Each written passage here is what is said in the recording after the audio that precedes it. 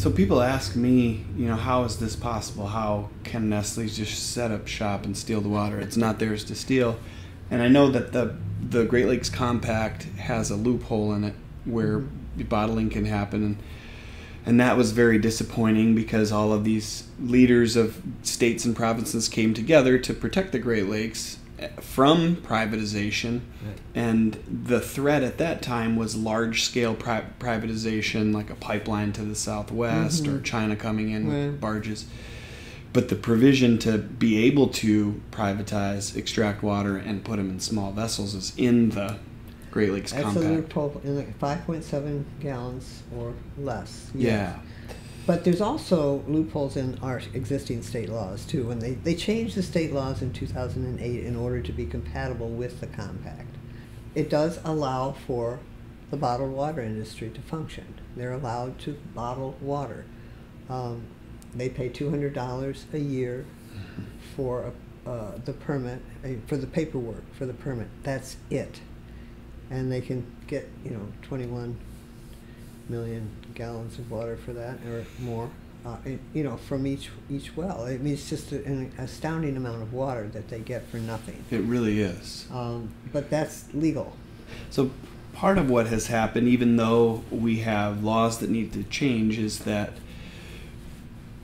Michigan Citizens for Water Conservation and other groups have organized the public and educated the public, and so there's tremendous pressure that Nestle's feeling. Oh, yeah. And I've heard stories of Nestle leadership being confronted in Davos or at some corporate event in Florida, and people saying, hey, you're stealing Michigan's water. Right. Well, not just Michigan, all over the world. All over the world. But we've got Michiganders kind of pollinated throughout the world, too. Yeah. So you're part of a coalition, a broad coalition, that's fighting Nestle, and similar to what happened with Monsanto under all this pressure, something has happened with the sale of Nestle. Right. I mean, Nestle's, it's a Swiss corporation, and they have a relationship with the Swiss government that is worth protecting from them. Okay. They get a lot of benefit out of that relationship. So one of the things that happened is that, the pressure that they're getting all over the world for their practices, they're really outrageous practices in some places. Africa in particular, is having an effect on their relationship with the Swiss government. They don't want to be, looking bad either. So that's where it comes up in these international meetings. Nestle gets called on the carpet for the way they're behaving.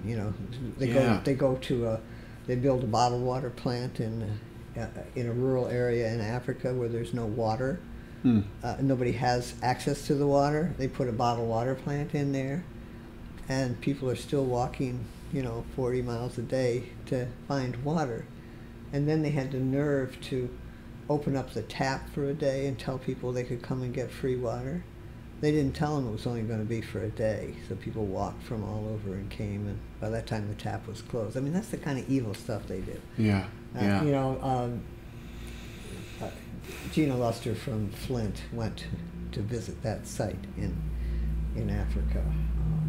With some sponsorship from Corporate Accountability. And, I mean, her stories are just outrageous. It just really is. So those kind of stories are coming from everywhere. Brazil, France, and in North America, we have Maine, Florida, Colorado, California, Michigan. So just in closing, Peggy, any calls to action you want to lift up or websites you'd like to name for our listeners? Well, our website is savemiwater.org. More than anything, we need particularly some young people who have some time that they're willing to devote to the organization. We have a list.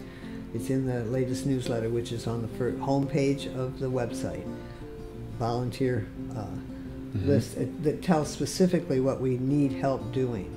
We just need more human resources. Well, thank you so much for all the work that you do and have done. And you too. Yeah. Thank you. So sometime we're going to have to do a concert together. I would love to. Singing I know we've sisters, talked about it over the years. Singing.